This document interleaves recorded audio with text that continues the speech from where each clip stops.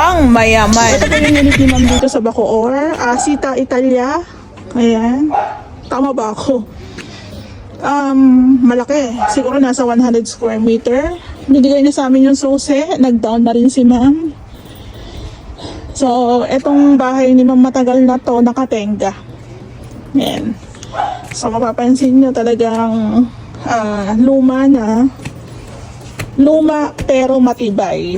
Ayan, binigay na po sa amin yung susi ni Ray. Si ma'am nga po pala abroad. Then, minute niya kami last time. Then, kanina, last meet up namin. So, ang plano po dito is gawing paupahan. So, ayan po. Actually, nung nakuha to ni ma'am, wala pa siyang napagawa dito. Hindi ko sure yung loob, yung mga existing na tiles kung dati pa yan o pinagawa niya. So sa tagal, meron ng mga sira. Ayan, tabi po.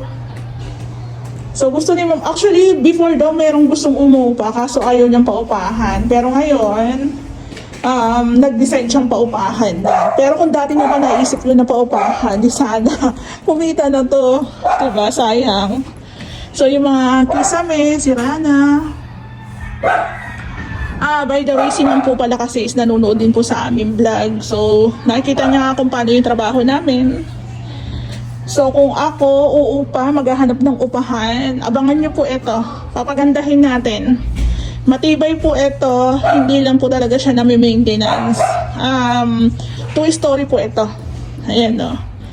So, yung iba dito gagawin, may iba na part na stay pa rin. Lalagyan ng bakod.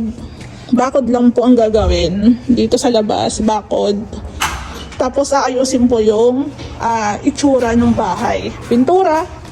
So, kung ang purpose ni ma'am dito is papaupahan niya lang, yung livable lang din talaga. Diba? May parking area. So, hanggang dito lang po yung part ng Ita tiles. Hanggang doon, para malinis lang din po siyang tingnan.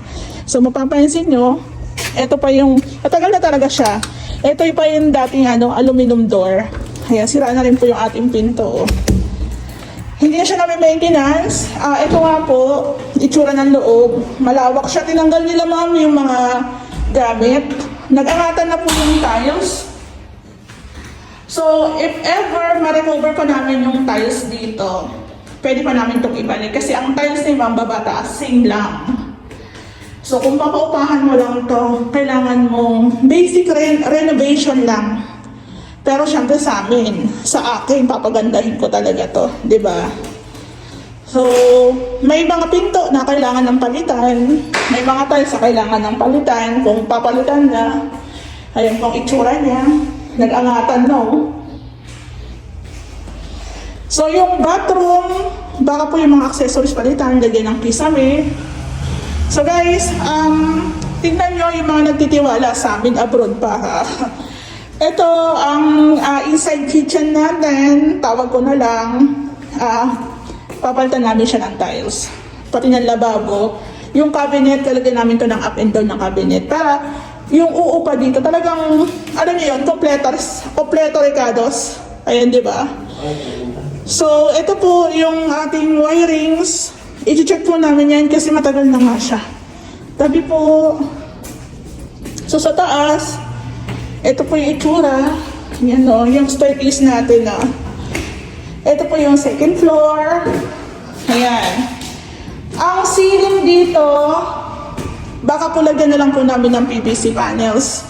Kasi kung mapapansin nyo ka-triangle, susundan na lang po namin yan. Kasi kung babaguhin pa namin, baka buwaba lalo ang ceiling. So as is na siya. So, check po namin mga umangat na tiles. Meron na po kasi umangat. Ito o. Ayan po o. Umangat na o.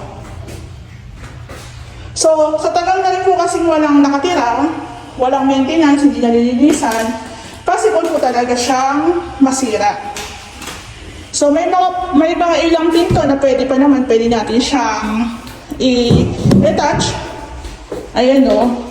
So mapapansin nyo yung ceiling natin, as is po yan. Lalagyan na lang po namin ng PVC panels. Sa balcony, may leaks. Yung exterior paint, kailangan din pong ayusin yan. So kay ma'am, maraming salamat sa pagtitiwala. Kami na pong bahala dito sa unit nyo. So kahapon nga po, June 30, turn over po namin siya kay ma'am. Actually wala pa siya eh. Kasi August po siya babalik ng Pinas. Ayan. Actually hindi naman siya talaga umabot ng 10 months. Kasi nga po sabay-sabay yung mga projects namin.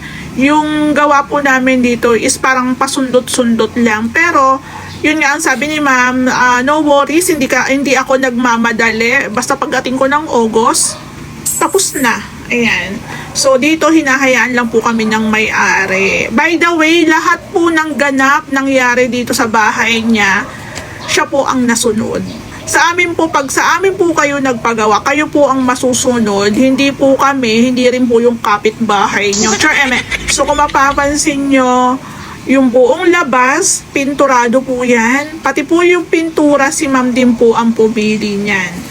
By the way, then ulit, ang mga pintura po natin sa labas, elastomeric po yan. Ibig sabihin, kahit maarawan, kahit mabasa ng ulan, rain or shine, matibay na matibay po yan.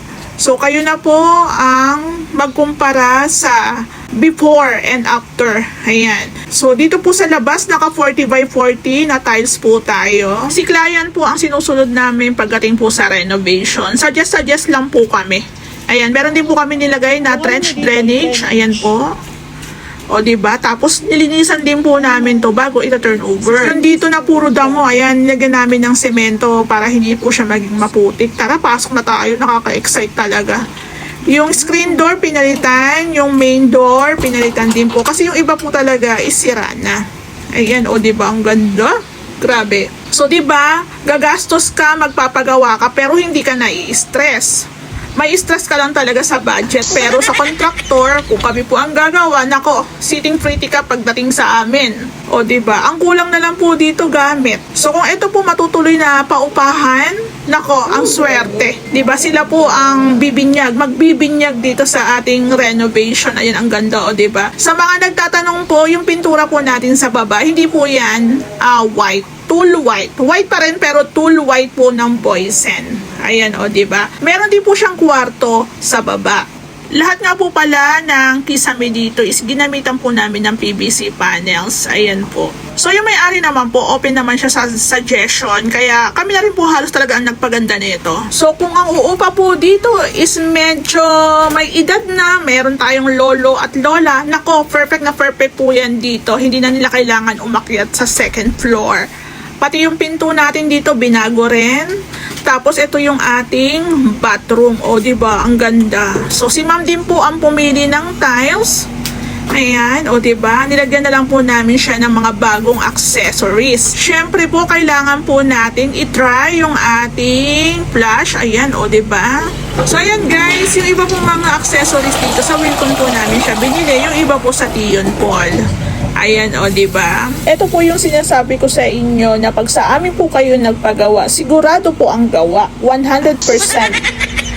So, dito po, napansin nyo, diba, yung kitchen area, ito na po siya ngayon. Aluminum cabinets po ito, modular, ayan. So, dito po, maliit lang talaga, saktong-sakto lang. Binago lang po namin, nilagyan ng panibagong tiles, bagong kitchen sink, tapos yung aluminum cabinets na gawa po ni tatay, ayan. So, meron tayo ditong maliit na lalagyan po ng mga, ayan, mga plato, mga baso. Ayan, o, diba? Dito naman po yung para sa range hood, meron na po tayong abang tiyan. So, dito rin po sa likod, binago rin po natin yung pinto. Ayan. So, nandito rin po yung ating panel board.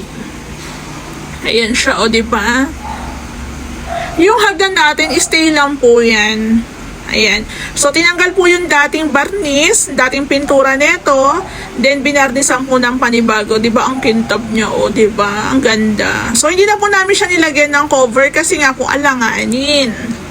Ayan, o, diba? So, mag-iingat ka na lang din talaga pag aakyat baba.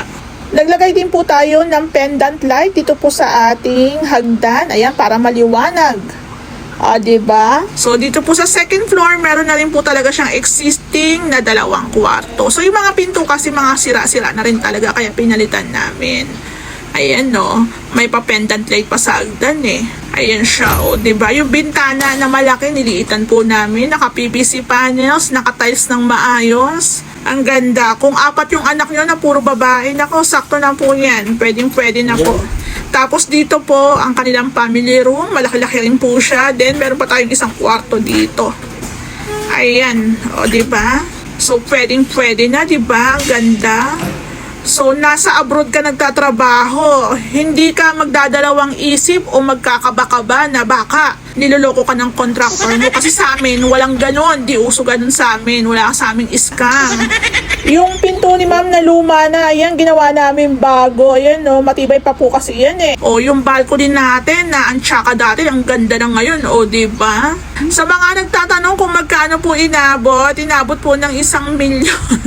Ayan. Usually naman talaga sa renovation, naabot po talaga ng milyon. So, ayun guys, maraming salamat po sa lahat po ng followers namin. Thank you po kay Lord. Thank you rin po sa Team Ray. And maraming salamat din po kay ma'am sa pagtitiwala sa amin.